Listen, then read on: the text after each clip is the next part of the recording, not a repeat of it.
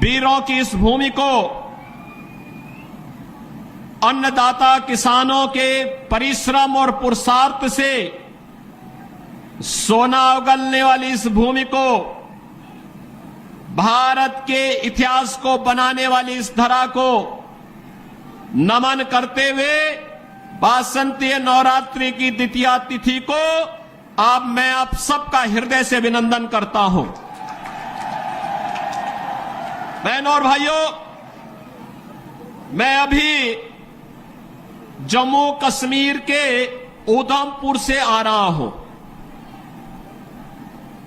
आप अनुमान करिए, जैसी सभा यहां पर हो रही है, इतनी ही निश्चिंतता में वहां पर भी मैंने सभा की है।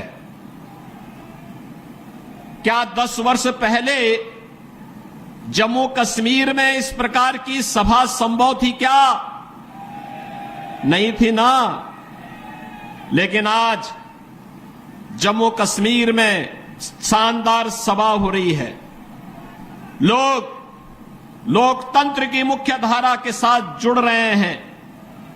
जम्मू कश्मीर में भी वैसे विकास के कार्य हो रहे हैं जैसे आपके मेरठ में हो रहे हैं, उत्तर प्रदेश के अंदर हो रहे हैं, दिल्ली में हो रहे हैं। ऐसे ही विकास के कार्य वहां पर भी युद्ध स्तर पर आगे बढ़ रहे हैं। बहनों और भाइयों, यह जो परिवर्तन हम सबको देखने को मिल रहा है, कभी भारतीय जनसंघ के संस्थापक श्यामा प्रसाद मुखर्जी ने नारा दिया था कि एक देश में 2 प्रधान, 2 विधान और 2 निशान नहीं चलेंगे, नहीं चलेंगे। श्यामा प्रसाद मुखर्जी शहीद हुए थे इस दोहरी व्यवस्था के खिलाफ, और 70 वर्षों तक कांग्रेस और उसके सहयोगी दलों ने इस व्यवस्था को दफन करके इस व्यवस्था को बनाए रखा। आतंकवाद पनपता रहा, देश को डंक मारता रहा, निर्दोष लोग मरते रहे, देश का विकास बाधित होता रहा। लेकिन बहनों और भाइयों, 70 वर्ष के बाद भारत माता के महान सपूत से नरेंद्र मोदी जी जैसा यशस्वी व्यक्तित्व देश के पास आया, जिन्होंने कश्मीर के इस दंश को समाप्त करते हुए धारा 370 समाप्त किया। और जो भाजपा के कार्यकर्ता दशकों से नारा लगाते थे, जहां हुए बलिदान मुखर्जी, वह कश्मीर हमारा है। बहनों और भाइयों, आज उस कश्मीर को भारत का अभिन्न हिस्सा बना करके मोदी जी ने साबित कर दिया है कि हमारे लिए राष्ट्र धर्म ही सर्वोपरि है। बहनों और भाइयों, यही स्थिति आज 140 करोड़ का भारतीय दुनिया के अंदर जहां कहीं जाता है, तो 140 करोड़ भारतीयों को वहां सम्मान मिलता है। लोगों के मन में भारत के प्रति सम्मान का भाव पैदा हुआ है। ये भी मोदी जी के कारण। बहनों और भाइयों, सीमाएं सुरक्षित हुई हैं। आज आप देखते होंगे, अगर कहीं कोई सिलेंडर किसी दुर्घटना से फट जाए ना, तो पाकिस्तान सफाई देता है कि नहीं नहीं, हमारा कोई हाथ नहीं है इसमें, क्योंकि उसे मालूम है कि कहीं ऐसा ना हो कि कहीं किसी आतंकी गतिविधियों में लिप्त पाकिस्तान परस्त तत्व का हाथ हो और फिर एयर स्ट्राइक में देने के लेने पड़ जाए पाकिस्तान को। बहनों और भाइयों, ये सारे और पराक्रम भारत का जो देखने को मिल रहा है, ये मोदी जी के नेतृत्व में भारतीय जनता पार्टी सरकार के कारण। देश के अंदर इंफ्रास्ट्रक्चर का जो कार्य हुआ, highway, railway, metro, expressway, IIT, IIM, medical college, और मेरठ को तो कहना ही क्या है। 12 लेन का एक्सप्रेसवे के साथ मेरठ दिल्ली के साथ सीधे जुड़ चुका है। मेरठ के लोग अब दिल्ली में नहीं रहना चाहते, बल्कि दिल्ली के लोग अपने लिए रहने के लिए मेरठ में आवास बनाना चाहते हैं, सरधना में और मुजफ्फरनगर में रहना चाहते हैं। क्योंकि जो दूरी पहले 5 घंटे में तय होती थी, अब उस दूरी को मात्र 45 मिनट से 1 घंटे में तय कर देते हैं। रैपिड रेल 32,000 करोड़ रुपए की राशि केंद्र और राज्य सरकार लगा करके रैपिड रेल की सुविधा के साथ मेरठ को जोड़ चुकी है। और बहनों और भाइयों, उत्तर प्रदेश का पहला स्पोर्ट्स यूनिवर्सिटी मेजर ध्यानचंद जी के नाम पर इसी विधानसभा क्षेत्र में, मुजफ्फरनगर लोकसभा क्षेत्र में बन रही है। 700 करोड़ रुपए की लागत से बन रहा विश्वविद्यालय। जो भी उसका मानक होगा वो इंटरनेशनल स्टैंडर्ड का होगा, कोई समझौता नहीं होगा। और वर्ल्ड क्लास यूनिवर्सिटी आपको हम लोग यहां प्रदान करने जा रहे हैं। मेरठ में 1 डिस्ट्रिक्ट 1 प्रोडक्ट में स्पोर्ट्स आइटम को हम लोगों ने प्रमोट किया है। आज मेरठ की आइटम, खेल की सामग्री दुनिया के अंदर बिक रही है। बहनों और भाइयों, मैं आप सबसे ये कहने के लिए आया हूं, एक तरफ विकास और दूसरी तरफ लोक कल्याण और गरीब कल्याण के कार्य। हर घर नल की योजना हो, हर घर बिजली का कार्य हो। एक तरफ भारत 4 वर्ष से 80 करोड़ लोगों को फ्री में राशन की सौगात दे रहा है, और दूसरी तरफ भिखमंगा पाकिस्तान कटोरा लेकर के दुनिया के अंदर भीख मांगता हुआ दिखाई दे रहा है। ये परिवर्तन है। अच्छा नेतृत्व आता है, देश को बुलंदियों की ऊंचाई तक पहुंचाता है। गलत लोग चुने जाते हैं, पाकिस्तान जैसी दरिद्रता आ जाती है। और पाकिस्तान में जो दरिद्रता है, ये वहां के नेताओं के कर्मों के कारण है। और भारत में जो आज संपन्नता है, यहां के यशस्वी नेतृत्व के कारण। मैं बहनों और भाइयों, आप सबसे यही कहने के लिए आया हूं, यही कहने के लिए मैं आपके पास आया हूं। ये जो परिवर्तन आपको देखने को मिल रहा है मेरठ में, पश्चिमी उत्तर प्रदेश में, जो लोग गुमराह करने का कार्य कर रहे हैं, ये वही लोग हैं जिन्होंने संगीत सोम और संजीव बालियान को जेल के अंदर डाल करके यहां की जनता को कर्फ्यू में झोंकने का काम किया था। और मैं आज आपसे ये कहने के लिए आया हूं, ये चुनाव हमारा व्यक्तिगत रूप से किसी व्यक्ति के साथ मतभेद हो सकता है, लेकिन विचारधारा, राष्ट्र धर्म हमारे लिए सर्वोपरि है और इसके साथ कोई समझौता नहीं हो सकता है।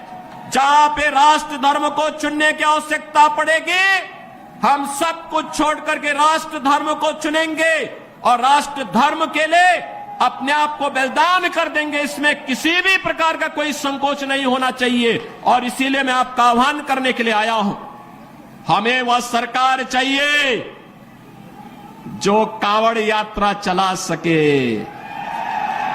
कर्फ्यू लगाने वाली सरकार नहीं चाहिए, कर्फ्यू लगाने वाले लोग नहीं चाहिए। हम लोग इस बात को ध्यान में दें, जो लोग कर्फ्यू के पक्षधर रहे हैं, दंगा पॉलिसी जिनकी इस पूरे क्षेत्र में यहां के निर्दोष नागरिकों पर झूठे मुकदमे दर्ज करके यहां के नौजवानों के जीवन को जिन लोगों ने निगलने का काम किया था, उन लोगों को कभी माफ करने की आवश्यकता नहीं। जो ये लोग आए होंगे, तमाम प्रकार की बातें कहने के लिए आए होंगे। बहनों और भाइयों, मैं आपसे एक बात और कहना चाहता हूं। आपने महाराणा प्रताप का जीवन देखा होगा। महाराणा प्रताप, जब महाराणा प्रताप की बात होती है तो भारत के स्वाभिमान की बात होती है, भारत के सम्मान की बात होती है। स्वधर्म और स्वराष्ट्र के लिए कैसा बलिदान चाहिए। सत्ता नहीं, घास की रोटी खाएंगे, लेकिन विदेशी हुकूमत के सामने कभी सिर नहीं झुकाएंगे। बहनों और भाइयों, जिन लोगों ने कर्फ्यू करके इस क्षेत्र में बहन बेटियों की इज्जत को नीलाम करने का काम किया था, जो लोग यहां की बेटी और व्यापारी के जीवन के लिए खतरा बन चुके थे, उन लोगों को फिर से पनपने का अवसर मत दीजिए।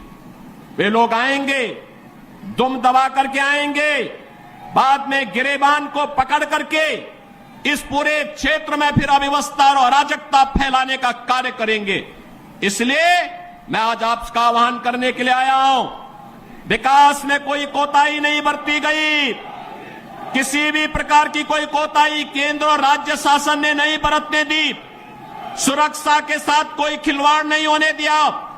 बेटी और व्यापारी को सुरक्षा का माहौल दिया।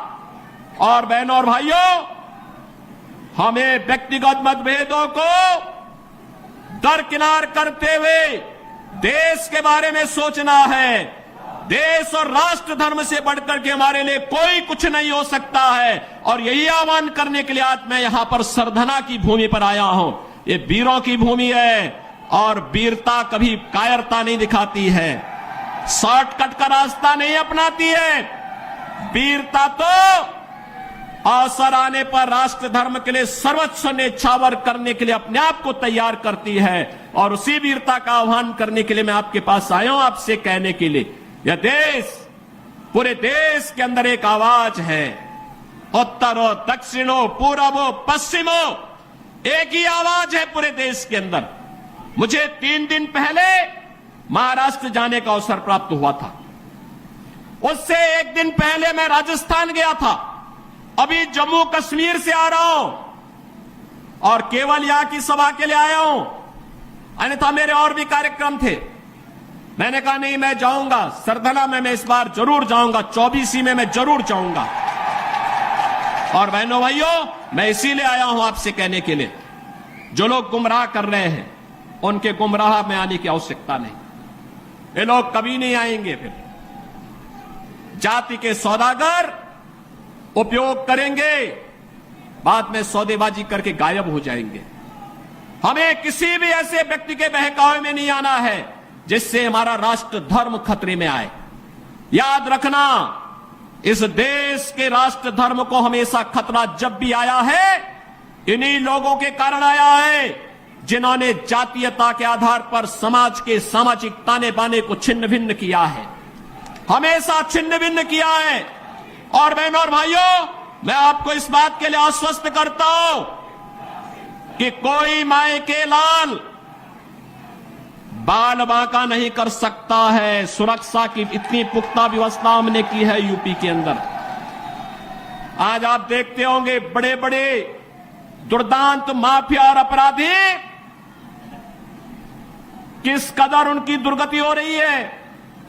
आप देख रहे होंगे, जिनके नाम से ही लोग कर्फ्यू जैसा माहौल होता था, आज उनकी दुर्गति क्या है हर व्यक्ति देख रहा है। इन माफिया और अपराधियों की स्थिति क्या है, आप रोज सोशल मीडिया के प्लेटफॉर्म को उठा करके देखते होंगे। एक दुर्दांत माफिया ऐसा भी था, बहनों और भाइयों, जब समाजवादी पार्टी की सरकार के समय चलता था तो मुख्यमंत्री हो या मुख्य न्यायाधीश, इन सब के काफिले रुक जाते थे और माफिया का काफिला निकलता था। और जब हमने कार्रवाई की उस माफिया के खिलाफ और उसको रगड़ करके कोर्ट के सामने प्रस्तुत किया तो उसकी पैंट गीली हो गई थी, उसकी पैंट गीली हो गई थी। और तब हमने कहा था, उस समय उसको हमने कहा था, कानून को रौंदने वाले, आज कानून कितना बड़ा होता है यह एहसास हो रहा है कि नहीं हो रहा है। और निर्दोष लोगों को मारोगे तो मिट्टी भी नहीं मिल पाएगी। और बहनों और भाइयों, इसीलिए मैं आया हूं आपसे कहने के लिए, देखो, जिनकी गर्मी हम शांत कर चुके हैं उनको गर्म मत होने दीजिए। अब इस क्षेत्र को विकास की मुख्य धारा के साथ जुड़ने दो। उनकी सबकी गर्मी शांत हो गई है, वे गए काम से। और इसीलिए मैं आप सबसे अपील करने के लिए आया हूं कि पूरे देश की एक आवाज है, पूरा देश एक ही स्वर में बोल रहा है। और वह बोल रहा है कि फिर एक बार मोदी सरकार, फिर एक बार, थोड़ा जोर से बोलिए, यहां की आवाज दिल्ली तक पहुंचाइए। फिर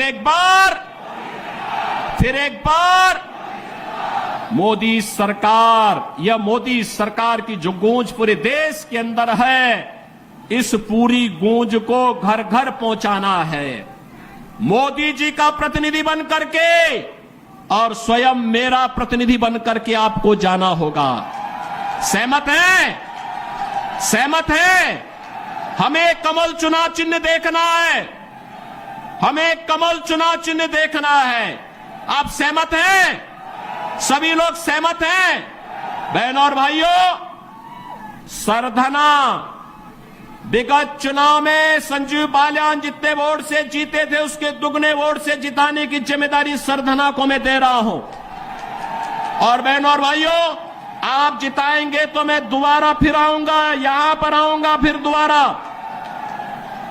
आकर के आपके साथ बैठूंगा और बैठ करके फिर आपसे चर्चा करूंगा।